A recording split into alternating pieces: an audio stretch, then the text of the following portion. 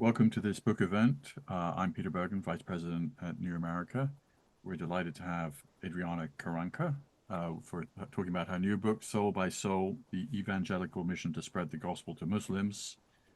Ariana is a frequently published author in Portuguese. She's written 5 books, including one about the Taliban in Afghanistan and Iran as well.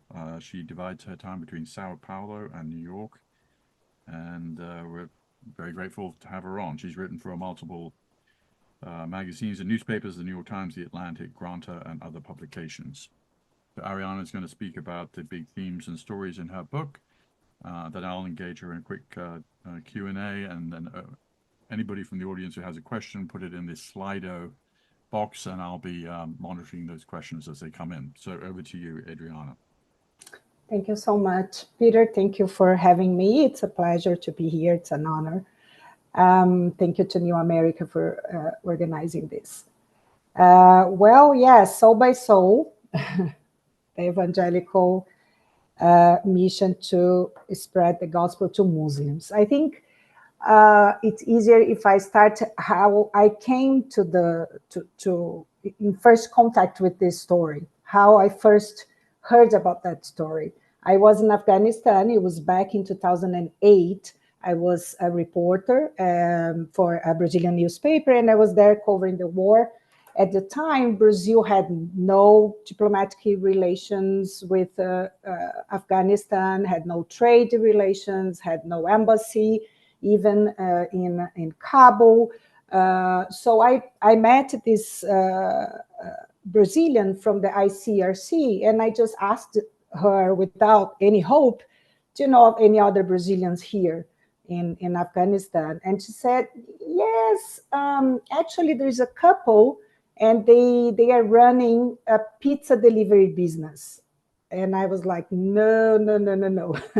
They are probably not. I thought at the time, 2008, I think it was the turning point for Afghanistan. Until then, it seemed there was still hope. But from 2008 on, well, it went all, in that downward spiral. And so I said, let's order pizza. Because I thought at the time they would be either mercenaries or drug dealers. That's what came to my mind. So we ordered pizza.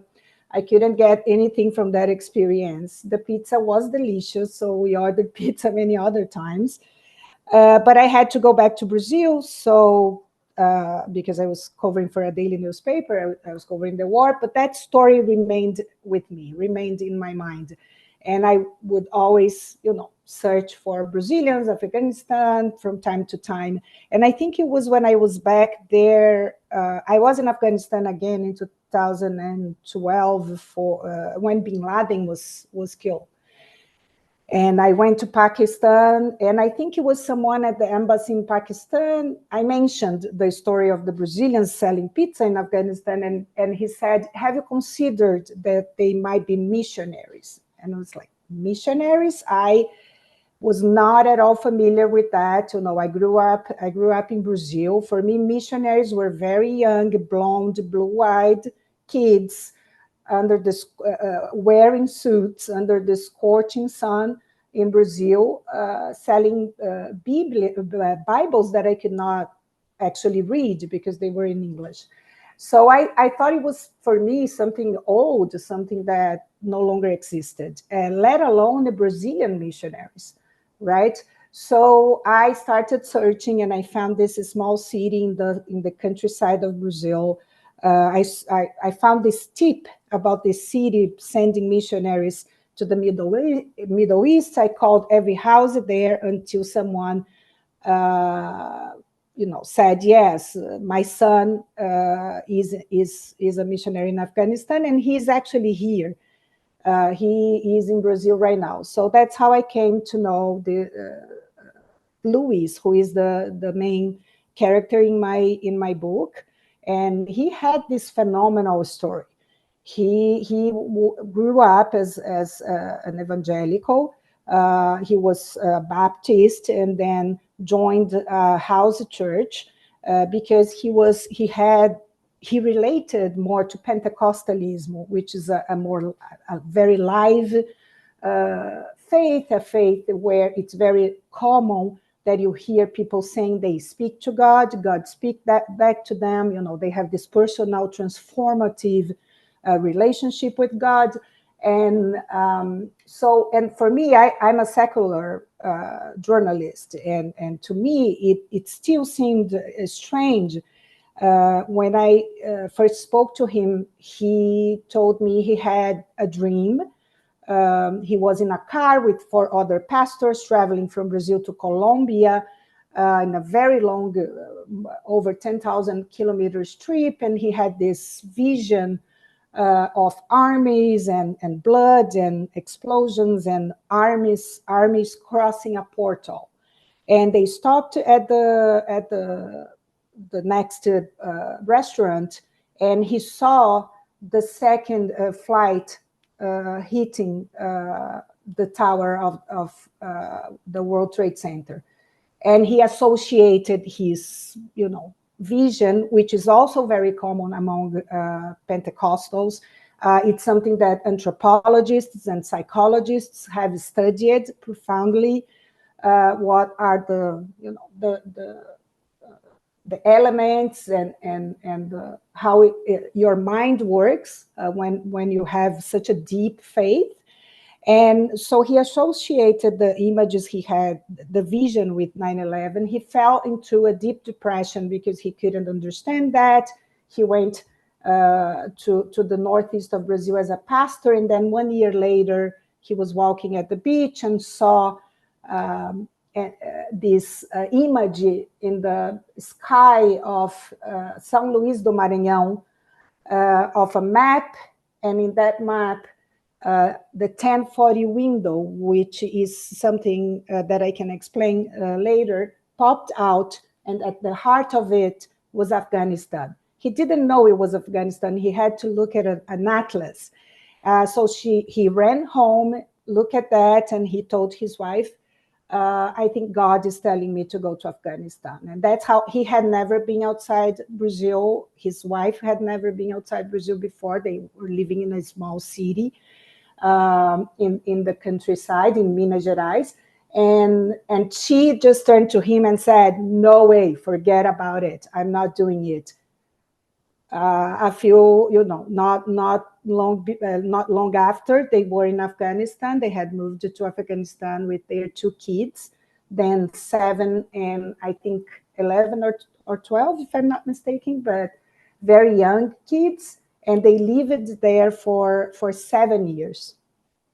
It was very dangerous, of course, because with all that happened, especially after Afghanistan and Iraqi wars. Luis is a big man. He's tall. He's blonde. He has blue eyes. He has a Swedish great grandmother from who he inherited. So he looks pretty much like, I say in the book, he looks, if it was not for his robust body and how tall he is, he looks like Jesus. And that was, of course, a target in Afghanistan, right? So I just, I was just curious to learn about that faith. What, to me, it was clear that, only a very deep faith would make a father move to Afghanistan in the middle of the war with 2 small kids to preach his faith to Muslims.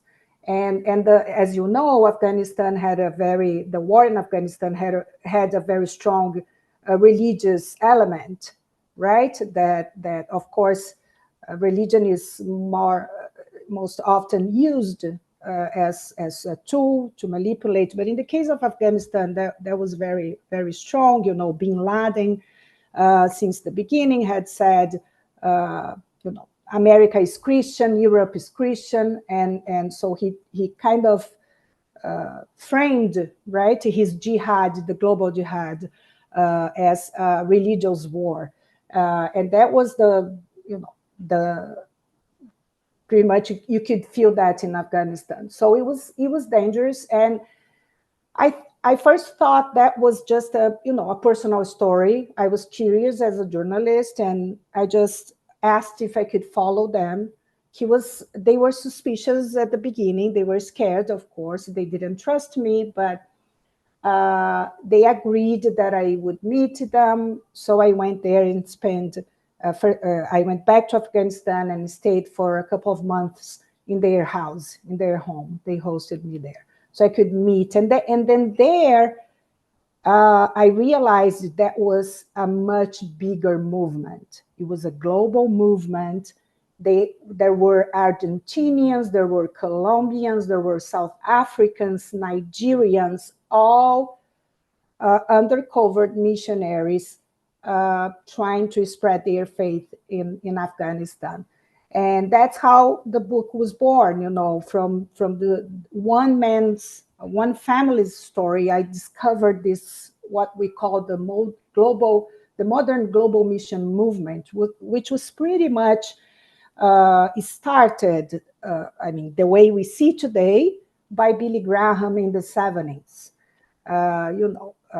After the World War II, there was this divide between conservatives and liberals, right and left, among evangelicals, and Billy Graham made this effort.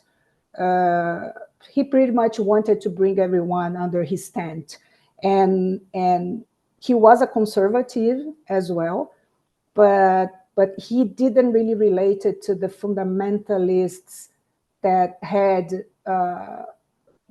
parted from their original churches and founded new enterprises. He wanted to bring everyone, and I think at the time it was clear already that Christianity was no longer a Western faith. It had never been, in fact. Christianity is a Middle Eastern faith, and the way it grew from there, it went everywhere, from the apostles to house churches in the beginning, the first 3 centuries, and then it became really a Western religion from the time of when the Roman Empire accepted that as its official religion. That's when it spread to Europe and America. And of course, here to the United States, it was brought by the Puritans. They wanted to reform the Church of England. They thought it was very ritualistic, and they were seeking for this more live faith. And it's interesting that America was kind of born out of a mission, right? The Puritans saw this land as an opportunity to build what they called, a godly commonwealth. They thought, and it was really a global missionary movement already, because they thought that if they built a nation that would prosper, that was rich and would prosper and become a power, an economic power, people would see them as the God's chosen people, right? And people would see that being faithful, having this transformative personal relationship with God would help you to build a strong nation. And that's how the idea of evangelicalism also started. The first, the second Great Awakening. And what was interesting after the second Great Awakening, what was interesting was that Latin America was Christian already, had been Christian for centuries. It was under the Roman Catholic Empire. But because of the culture evangelicalism that developed in America, especially after Pentecostalism, which was also born here in Los Angeles, in the Western Coast. I think they kind of there was this shift in the way that evangelicals thought about the mission fields. in the beginning, they wouldn't think of Latin America as a mission field. They started thinking that pretty much after Pentecostalism and the Second Great Awakening, where they saw that, this is a Christian nation, but people in Brazil or in Latin America have no relationship with God. They don't have this live faith that we have. So they pretty much came. There was a massive movement of American missionaries to Latin America, and they were very successful. They were successful to the point that they really led the Vatican to react. And I'm sure that one of the reasons why we have the first Latin American Pope is also because evangelicalism is taking over its stronghold in Latin America. And so Latin America was, the evangelicals were very successful in Latin America. And then when 9/11 happened, in the first years, it became clear that the field was very dangerous for Americans. There was this first wave of massive wave of American missionaries, evangelical missionaries, going to the borders of Afghanistan and later Iraq. But it really became clear in the first 2002, 2003, that there was a suicidal mission because of the anti-American sentiments that developed from these wars. So this man, an Argentinian, pretty much, I think it was his idea, Luis Bush, who is an Argentinian, but with stronger relationships in America, had studied in America, had worked in America. He had been a missionary in El Salvador, and he said, well, we have, this entire army of new believers very eager to spread their faith. So when the field became too dangerous for Americans, it's when they started to prepare and equip and send Latin Americans and US Latinos to preach to Muslims. Fascinating. Another one of the dangers of all this, it seems to me, is, I mean, you may recall, when the Taliban controlled Afghanistan before 9/11, there were Christian missionaries, and the Taliban arrested them. I think they were mostly South Africans. They were from and of course, apostasy is a crime, serious crime, changing your religion in countries like Taliban-controlled Afghanistan, and in Pakistan, which you've mentioned, blasphemy is punishable by death. Obviously, that's not. But Christians are often charged with blasphemy. Christians are it's only 2% of the Pakistani population, but they tend to be very discriminated against, and they have menial jobs in general. And so proselytizing for Christianity in countries like Afghanistan, even if the Taliban aren't in control, and also in Pakistan, from a legal perspective in these countries it's quite dangerous, I think, right? Oh, yes. And illegal. Yes, you are right. So the agreement, if you remember, in 2004, the new constitution of Afghanistan was approved, backed by George W. Bush. And it said there that there was freedom of religion, but the freedom of religion that was stated in the constitution was that foreigners could practice their religion, but the state of Afghanistan was still an Islamic republic, and people could not go out on the streets. There could be no Christian materials distributed. There could be no Christian signs showing. And these missionaries, they really worked undercover. They had other jobs like the pizza delivery business, and so they would either build a business themselves, or they would be working for an organization. Even though most aid organizations, they do really an outstanding job in the field, there are many missionaries and there are many organizations, and like Samaritan's Purse, which is was inherited by Billy Graham's son, Franklin Graham. If you look at Samaritan's Purse, it does a great job, but it has a clear, goal of spreading the gospel or where they work. And if you look at the first years after 9/11, a lot of the aid, U.S. aid money that went to aid workers, aid organizations, was given to Christian and even evangelical organizations to work in the Muslim countries.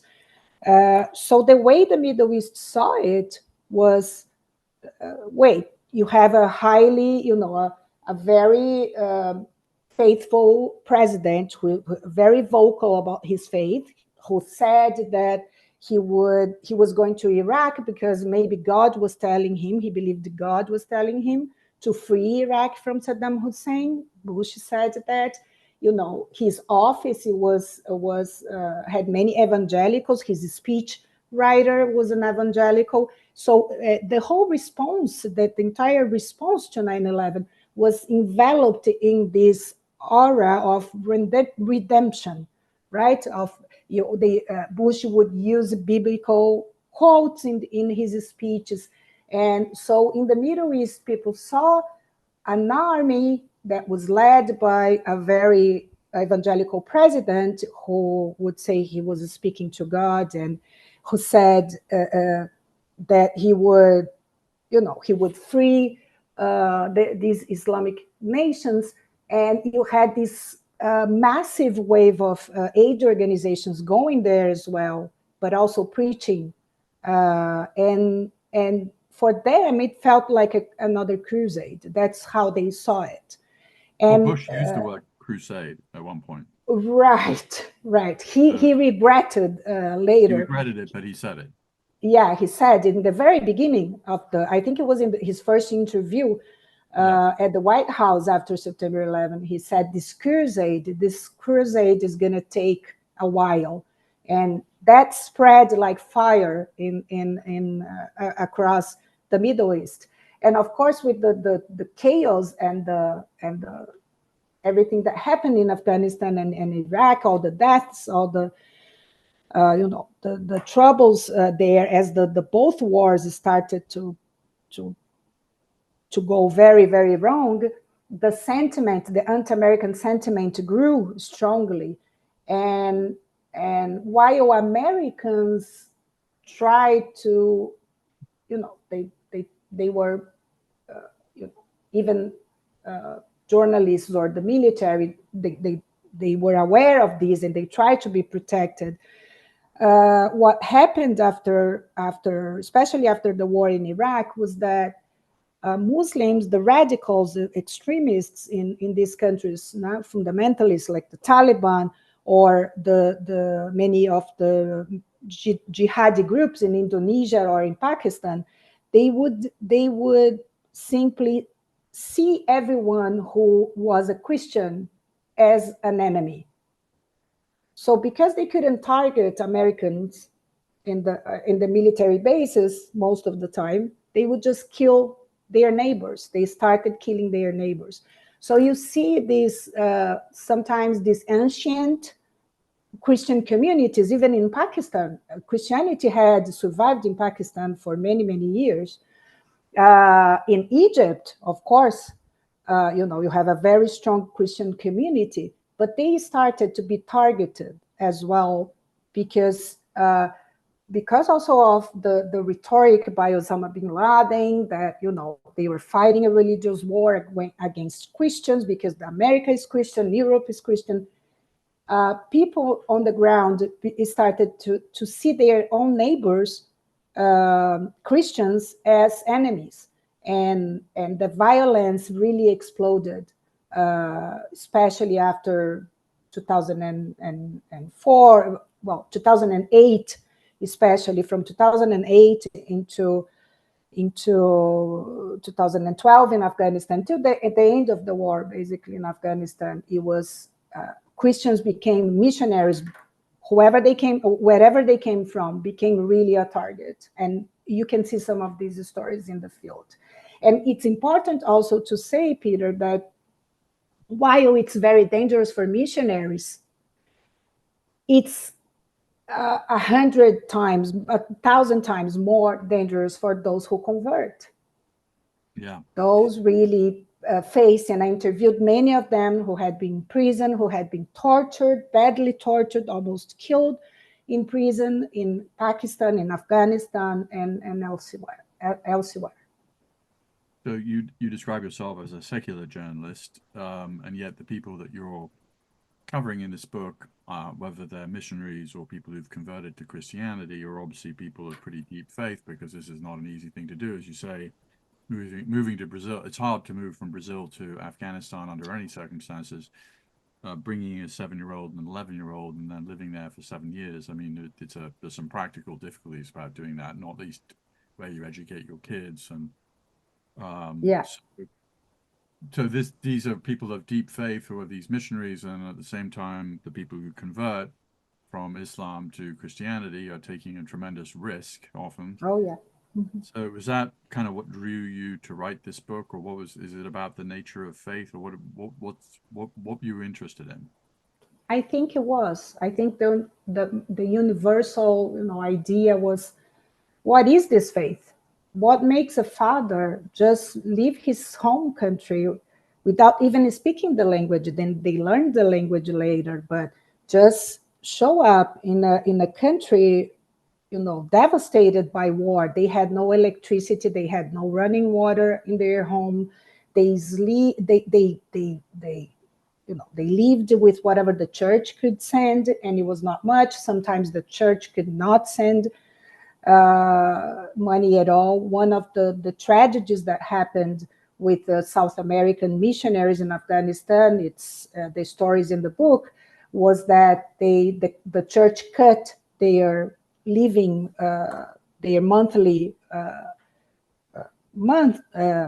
the money that they sent monthly to these missionaries, and they had to move their home to their office where they hold secretly Bible meetings, right? Where they had a secret church. And I visited many of these churches there. And the Taliban attacked the house and the family, and it ended tragically. So it is very dangerous for them, and I wanted to understand this faith. At the same time, I caught myself, I gave up this book many times during the process, because I was like, I can't write about it. Because I felt like, am I doing something wrong? Here? And faith is not a touchable thing, right? It's something that many of the things, the visions, the miracles, you cannot prove as a journalist. But I think at the end, I made peace with it. Of course, they would try to also convert me all the time, even when I showed them the book. And I hope they are watching. I can see if they are, but they said they would watch. They, when they saw the book, they read the book, they said, okay, this is amazing. We even learned so much with your book. We didn't know we were part of this global movement. But, this is all coming from your mind, from reason, right? We want Jesus in your heart. They would tell me that repeatedly. And at some point in the beginning, I felt bad, because I felt I was kind of like a spy, lying to them, not sharing what they believed so profoundly. But at some point, I told them, when they asked, as they asked frequently, do you believe us? And I said, actually, they asked, do you believe, not us, God, do you believe? And I answered, I believe that you believe. And that was true. That was I stayed with them for 10 years after they left Afghanistan. They now help assist hundreds of missionaries still working in the Middle East. They are no longer based in Afghanistan. They are based elsewhere. They travel the Middle East to assist these missionaries. And so I followed this family for 10 years, 2012, 2022, when they managed to rescue many of the Christian converts from Afghanistan when the Taliban took power again. That's where the book ends. And so it's time enough, to know, I know they believe, they believe, and it's something that I couldn't understand, but I could witness as a journalist. If you have any questions, put them in the Slido box, and you can also buy the book with on the screen. So when you were living, when you were reporting this in Afghanistan, where were you? What were the circumstances? Where were you living? How were you reporting this? In Afghanistan, I stayed with them. And then I started, when they left Afghanistan in 2012, in the beginning, when I started reporting this. But many of because of the violence in Afghanistan was becoming worse and worse and worse, what happened was that many of those missionaries were there. They moved it somewhere else in the Middle East. And also their Christian converts, they went, as refugees to other places, but they kept their faith. And there was this movement, especially in the US, including where, it's interesting. Louise, in I think it was 2014, they had already left Afghanistan, but they were starting to assist these missionaries, Brazilian missionaries across the Middle East. And I went with them to Egypt. And I think it was there that Louis said, I had this dream that the sky opens and there is fire and there are people moving everywhere.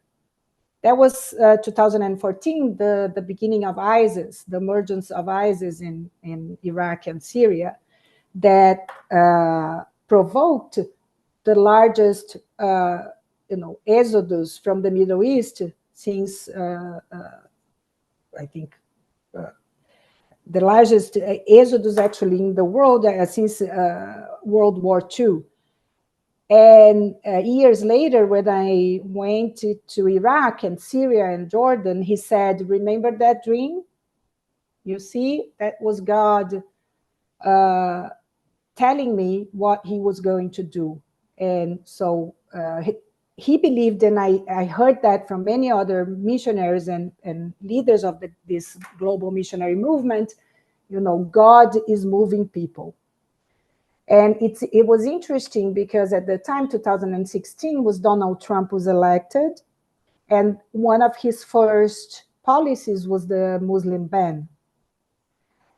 And what called my attention was that many of the leaders of the evangelical movement who had helped to elect him in the first place were writing letters and trying to convince Trump to step back, to not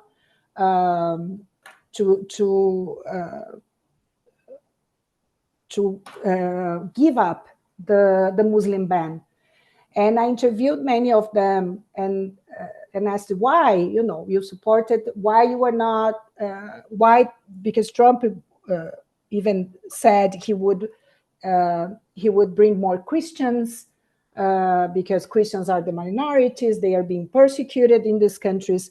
And they said, no, we want the Muslims to come. You see, we had to go, before we needed to go to the field and it was dangerous. So God moved these people to come to us so we can spread his word.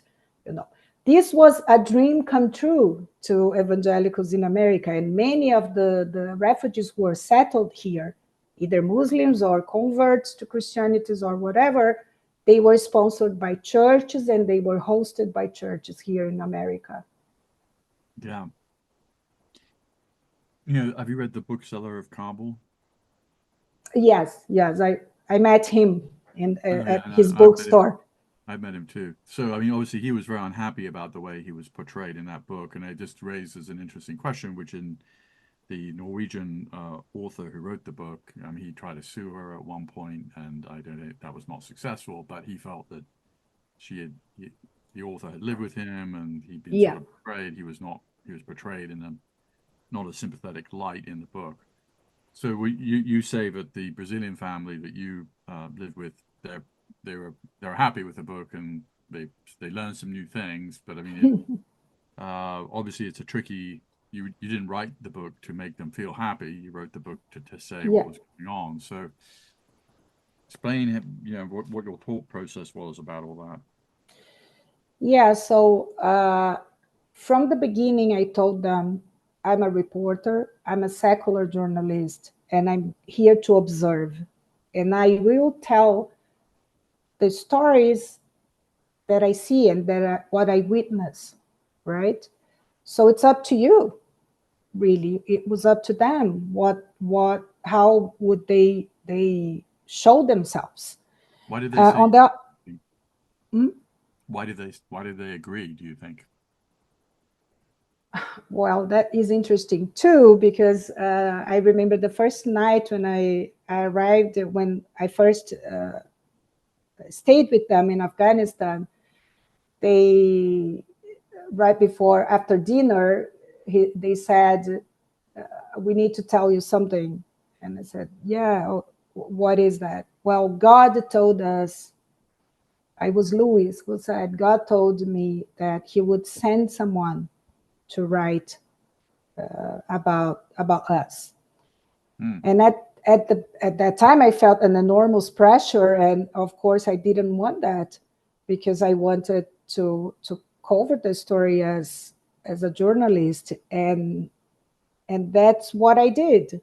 Uh, I would many times, as I said, because you know they are faithful people, they are good people, and I after 10 years of immersive journalism, you become close to your characters. But I was constantly telling them that I could only report on what I saw, I witnessed, and what could be proven.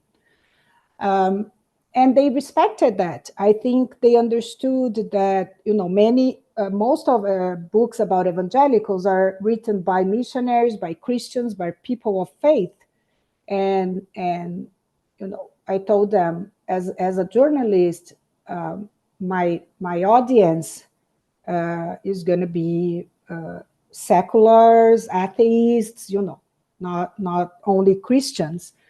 So I think in a way they saw the book as also an opportunity to people outside the church to know about this global missions movement. Uh, but I want to comment on the bookseller of Kabul as well. Hmm. I think it was, I gave it a lot of thought in these past years, because I always do this kind of, I love this kind of immersive journalism where you spend a lot of time and you try to observe and understand the culture. And as you know, the bookseller of Kabul was not different from anyone in Afghanistan, any other man in Afghanistan, or most men, most Pashtuns in Afghanistan. They are still guided by tradition. Tradition is very strong. They have a tribal system. They have their own family system, and many of the violations and the oppression against women comes not from Islam, but from before, from Pashtunwali. In Afghanistan, tradition mixed with religion in a way that it became the worst place on earth for women and girls. Um, and it is shocking, right? She reported on what she saw, and of course, she was Swedish, I think, right? She's a Norwegian. Norwegian, a Norwegian. As a Norwegian writer, of course, it shocked her in a way that would be different, perhaps, for me, coming from Brazil, where a country that feminicide and oppression and you know Sort of domestic background. violence and all, it's very spread out. And that was actually also to the advantage of missionaries, Americans leading this global mission movement realized that Latin Americans were not as shocked with the culture, with the violence that they experience, or the poverty that they experienced in those places, and they were more able to speak to Afghans, to Iraqis, to Syrians, Jordans, in a equal level, whereas they felt Americans would speak to them from, Americans and Europeans would look at them as an aberration. And of course, many of the scenes that she describes in her book are aberrations from our Western point of view. And according to international humanitarian laws. And many people ask me that, until what point you accept culture and tradition as a journalist, you accept, right? I think to me the line is the international human rights and humanitarian laws, right? Once you cross the line, because they apply for the whole world. But in the context of Afghanistan, it's really tough. It's a country that has been there. It's an isolated country.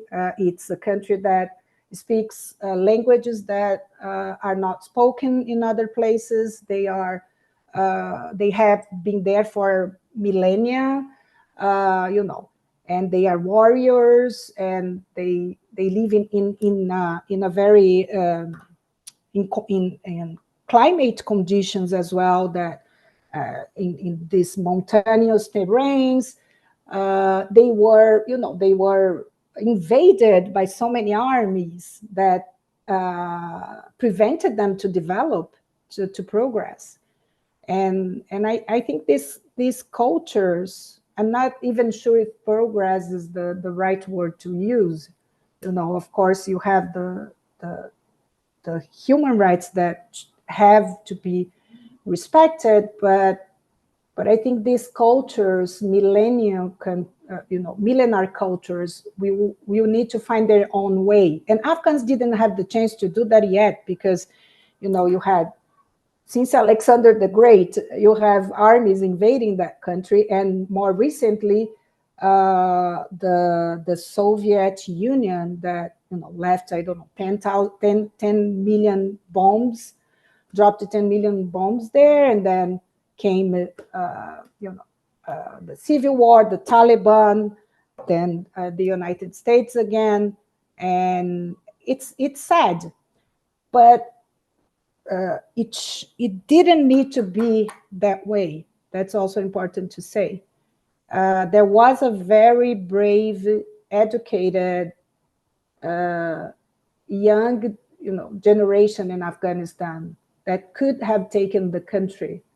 The U.S. didn't need to give the country back to the Taliban. That was really what happened. Yeah, I agree. Yeah. It was a unforced error. Oh, yes. And yeah, the Taliban now are better armed and maybe more radical than they were. Oh, yes. Oh, yes. In the beginning, people were saying, oh, maybe they are different. They learned. No, those are the same people. It's the leadership. They were all close to Mullah Omar, and the young leadership are just their descendants. I agree, and I think it goes back to something we were discussing earlier, which is the nature of faith. And I think for a lot of people in the West, who may not have grown up in religious circumstances or just are secular themselves, they just tend to dismiss people who believe things that they don't believe. Right. They and it's sort of a case of mirror imaging where you think that everybody else thinks like you. And so the Taliban presented a real problem for people in the West, because a lot of people, because of wishful thinking or ignorance, simply Yeah. assume the Taliban, if they assume power, would just start acting like normal people because they want international recognition and they want aid and all the other things that people generally want. Well, that was a huge mistake. It was Oh, an yes. assumption that personally I did not share, having spent time in Taliban controlled Afghanistan before 9/11. And I think also it's a category error.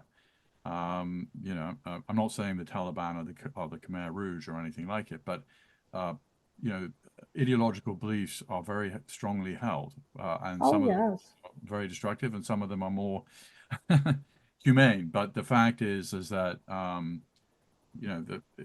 and that's the strength of your book, I think, is to sort of explain why somebody would move halfway around the world for with their Yeah. kids, try and do this quite dangerous thing for but and had you reflected also on the opposite instance where Islam has made quite some inroads amongst Christian countries? I mean, an example of this, for instance, is the Black Muslim movement in the United Oh, yes. States, Yeah.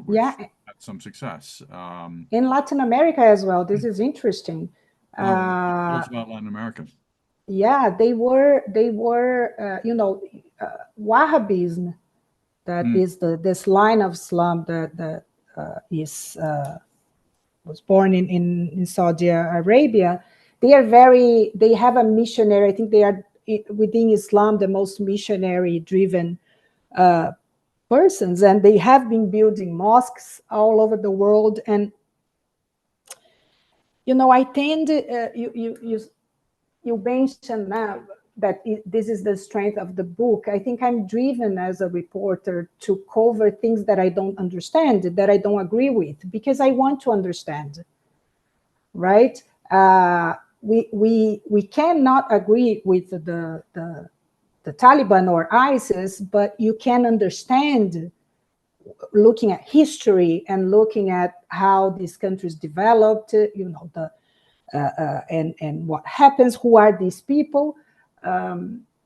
So I think in part journalism is also this is trying to just understand, and even though you don't agree, I think it's the best we can do, not agreeing and and understanding yeah, and and it's like yeah.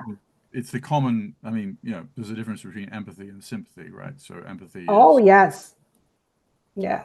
And not even empathy, is really understanding. If you look at the history of the Taliban and what and the history of the Pashtun codes, the moral, how strong it is to them, the culture and how isolated they are, and I remember in the beginning it was all about the burqa, the women wearing the burqa, the burqa is not Islamic. The burqa comes from before Islam.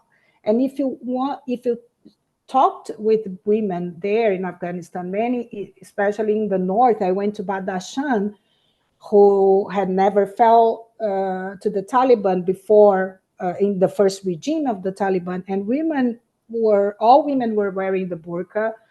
And I would ask them, and they would say, "Oh no, I don't feel comfortable. I don't want to not wear the burqa."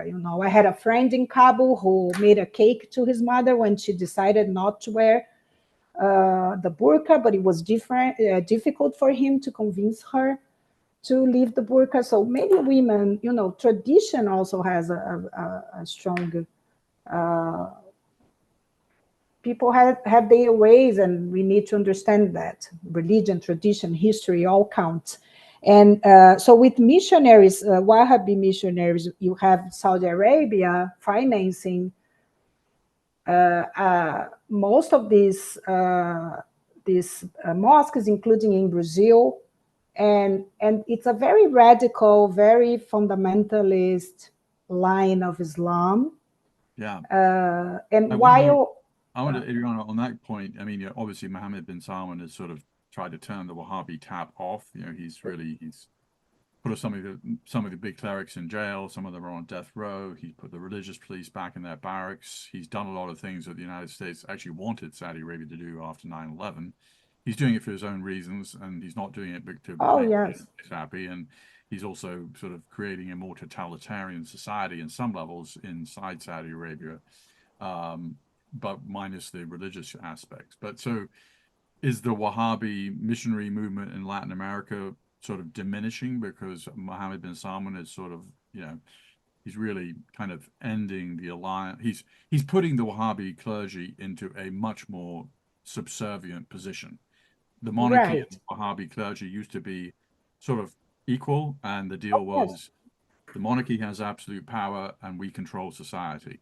And that was a deal started in the 18th century, and it existed till Mohammed bin Salman took over as Yeah. effective leader. So Until it turned against the royal family, right? They accepted that it was right. that way until they turned against the Saudi Arabia, the monarchy, right? The Well, Wahhabis themselves. well, I mean the Wahhabi. Well, I mean there's obviously the Bin Ladens who turned against the Saudi Yeah. rule. So, but the Wahhabi establishment. I mean, this deal was cut in the mid 18th century, and it's the same families. It's the Saud Yeah, family, yeah, yeah. and the Right. Wahhab family. So, but I think that Mohammed bin Salman has simply put them. He's basically established that he is in charge of Yeah. everything. But so I'm just wondering if that has any effect on Wahhabi proselytizing in places like Latin America. Well, I think there was a more massive wave of missionaries or of imams going there, being trained. I don't see new mosques, for example, being built. I think there was a wave actually after 9/11 as well. Mm, It was very, very parallel to the global Christian movement, was the global the global jihad, but also the global spread of the faith. yeah, Jihad is not only, when they say jihad, it doesn't only refer to no, it's called violence. dawa. Yeah, they have the dawah and all that. So they made some. They were successful in the favelas, in the slums in Brazil at some Mm, point, because you had these young people looking for something, looking for this for whatever that embraced them, that felt them that made them feel special. But evangelicalism was very strong in these suburbs in Brazil. So they were successful, but up to a point. Now, if you look at Indonesia, Indonesia is, all the violence that is happening there, that also in this century, has a lot to do with many children going to the most radical madrasas that are still sponsored by, if not by Saudi Arabia directly, if they are imams that were trained, were educated there. yeah. And So, Adriana, what are you working on next? oh wow, I'm not sure yet. I'm Mm, I'm I'm living in Harlem. I'm looking at the dynamics of racial consciousness in America and in Brazil, mm, but just out of curiosity. So I'm not sure what is gonna come out of this. It's a good feeling when we start something new, isn't it? yeah, yeah, yeah. You kind of don't know where it's going. I love new nonfiction books or journalism in general, because we never know where a story is going to take we started by some kind of curiosity and what is happening here, yeah. and you end up following missionaries for a decade. Mm. Yeah, and also it's the nature of history itself, which is we live it Yeah, forward, but we understand it backwards. So yeah. we don't, no one knows where they're going. Well, Adriana, thank you very much for doing the book event. And the book is Soul by Soul, the Evangelical Mission to Spread the Gospel to Muslims. And you can purchase it on your screen. And we want to thank you for your presentation today, and good luck. Thank you. And we look forward to the next book. Thank you so much for having